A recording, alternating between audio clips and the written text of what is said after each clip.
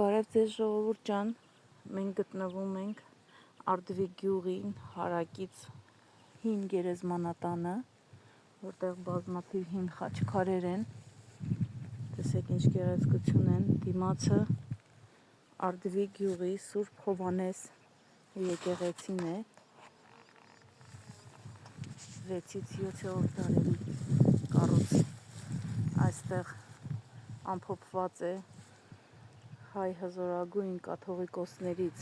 Օձնեցու աճյունը 717-ից 728 թվականներ, հարակից գտնվում է Օձի պորտ ասված ջրի աղբյուրը, որը հայտնի է իր բուժիչ հատկություններով